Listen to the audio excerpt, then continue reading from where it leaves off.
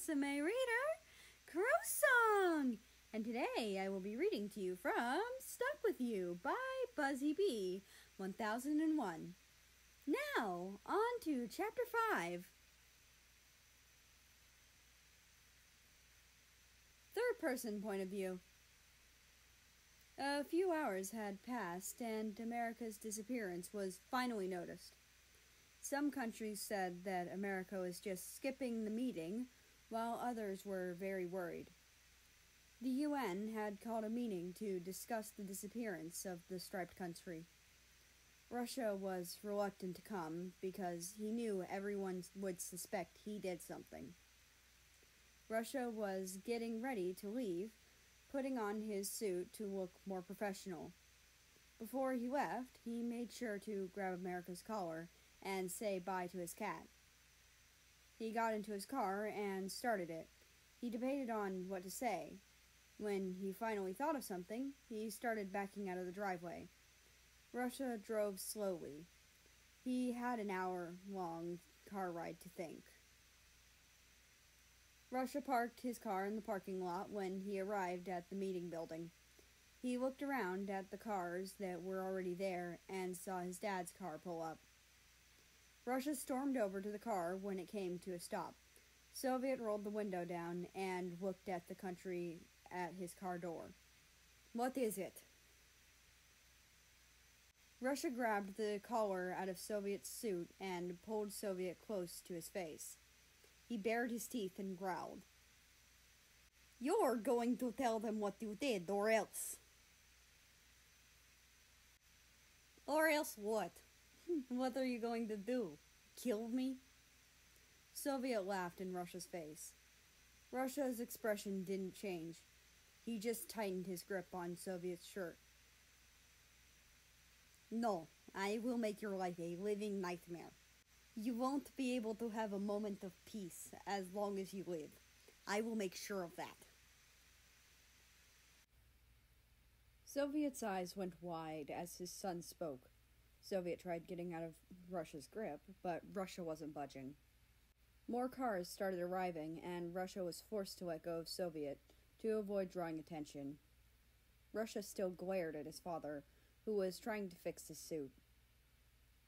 "I'll let you decide what to do."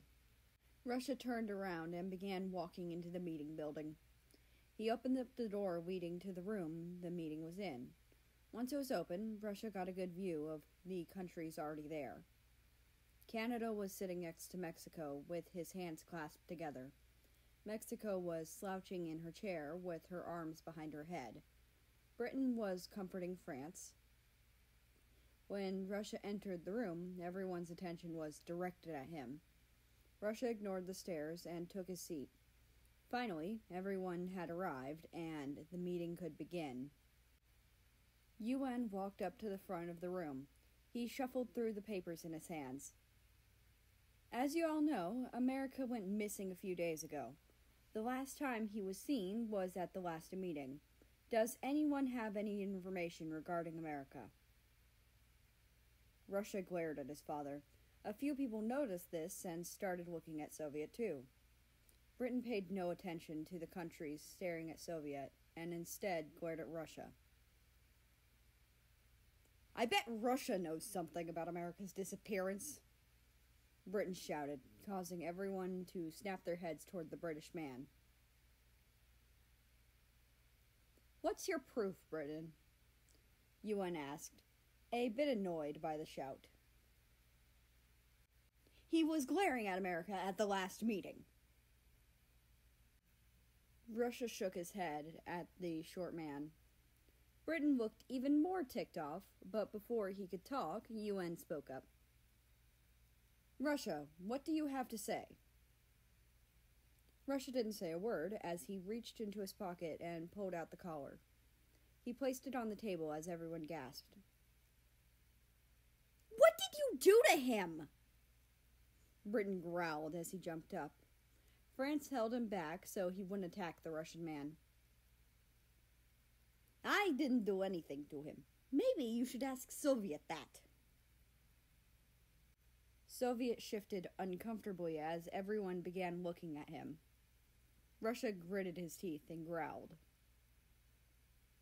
Are you going to tell them what you did? I ripped the Medica's collar off while he was in his animal form. Britain jumped at Soviet, starting to beat him up. Canada and Australia pulled their father off Soviet while the Russian got to his feet. Soviet, you have broken one of our most important laws. Because of this, you will be sentenced to 2 years in prison. 2 guards came up behind Soviet and put him in handcuffs. They led the man away while everyone took their seats again. Ukraine sat next to Russia and was patting his back. I'm sorry about what happened to America. It's not your fault, Russia responded, not bothering to look up from his hands. Ukraine stopped patting Russia's back when UN took his place at the front of the room. We will send out a search party for America. If he is not found in 2 weeks, we have no choice but to presume he's dead. Russia clenched his fists in anger. He wasn't the only one angry. Japan jumped up and started yelling at UN. UN stayed calm and said something along the lines of, "We cannot waste time on searching. We have more important things to do." He's right. We have work to get done. A country to take care of. If America is dead, then a new version of him will be made. It's not a big deal. Germany stated, earning a few glares from America's family and friends. Now that that's over, let us put together the different search parties. Raise your hand if you want to help search for America. Russia was the first to raise his hand, getting surprised looks from the other countries. Canada ignored the people looking at Russia and raised his hand. America's entire family had their hands raised. Japan, South Korea, Poland, and Germany had raised their hands as well. Everyone was confused as to why Germany raised his hand after making that comment from before. You need a good tracker. German Shepherds are used by police for their tracking ability. I just want to help make it easy, Germany stated after Britain questioned him. Russia was asked to place America's collar on the table so the searching countries could get a scent. Germany was the first to get the scent, then he proceeded to sniff the air. He paused for a moment and looked around like he didn't know where he was. Does anyone else smell America's scent in the room? What? Canada smelled the collar and started sniffing the air like Germany was doing. He then paused next to the German country. Germany's right. America's scent is in the room, but how? Every searching country got the scent and started sniffing around the room. Germany got close to Russia, making the Russian man very uncomfortable. He pushed the German away with his hand, while the German man looked very angry. Russia's fucking scent rubbed off onto the collar. This led to more confused mutters and a bunch of countries smelling him. Russia pushed all of them away, feeling slightly claustrophobic. Damn it, Russia! Canada growled in frustration. Russia was mad at himself as well. He was so careless about preserving the scent on the collar. Canada sighed and went back to his chair. No matter, I have some of America's stuff at my place. It has not been touched since the last time May was at my house. All right then.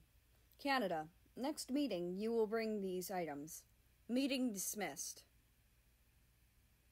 Russia got up immediately and made his way to the door. Other countries soon followed him into the parking lot. Russia got into his car and started his journey back home.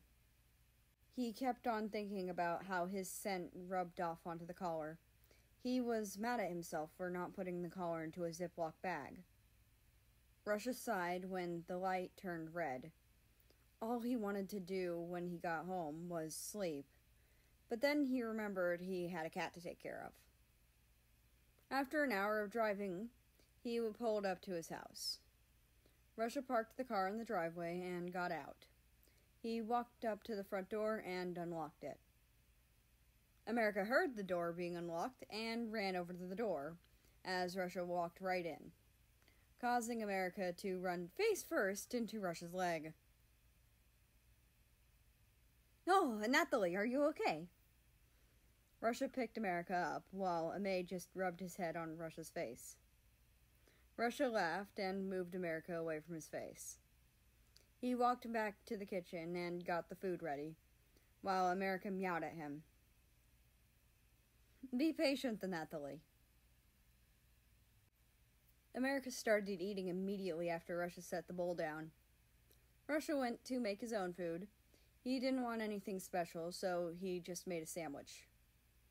Russia sat at the dining table and started eating his own food as America finished his.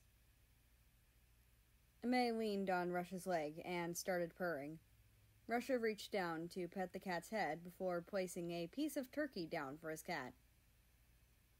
America started licking the piece of turkey before eating it. Russia got up to clean his plate off. After that was done, he sat on the couch and turned on the TV. America rushed over and jumped onto Russia's lap. The Russian chuckled and began to carefully pet the cat in his lap. America let the careful pets drag him into sleep. Hearing the purrs the cat let out, pulled Russia into a dreamless sleep. And that's the end of this chapter. I hope you enjoyed. Anyway, I'd like to invite you to join the Discord, which is linked down in the description below. That being said, I hope you have a nice rest of your day, night, or whatever it is for you. Just enjoy your time. And I will see you tomorrow.